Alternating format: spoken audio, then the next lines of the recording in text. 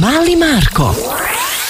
Halo, dobar dan. Da li se vi bavite prevozom? Da. Ja bih hteo da vas angažujem da mi prevezete knjige. Koliko toga ima? Znate o čemu se radi? Ja idem u školu, imam u rancu mnogo knjiga i one su teške. I kad nosim, mene bole leđa i lekar mi je zabranio da nosim toliko knjiga, pa sam ja hteo da angažujem vas, da mi vi prevozite knjige od kuće do škole i od škole do kuće. Pa ne znam da će vama se to isplatiti. Jesi to neko šali sa mnom ili ti je baš ozbiljno?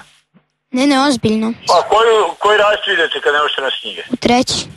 A znate šta? To bi vama moglo da se isplati, zato što mi svi iz odelenja hoćemo da vas angažujemo. Pa bi mi skupili novac i vi bi svima raznosili knjige. Ne znam da to bi svaki dan morao vam. Subotom i nedeljom ne mora. Koja bi to relacija bila? Po 1,5 kilometra.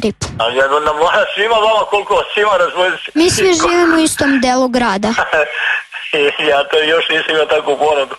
To se neko šali, ja... Ne šalim se ozbiljno. Ali Marko, imaš ti roditelja nekoga da se dogovara Nisu trenutno tu, ali oni mi daju veliki džeparac, ja bih imao da vas platim. Pa dobro, to ti moraš da se ja dogovorim sa roditeljima, ne mogu se s ovom dogovarati. Koliko bi to otprilike koštalo? Ne, samo to se neko šali.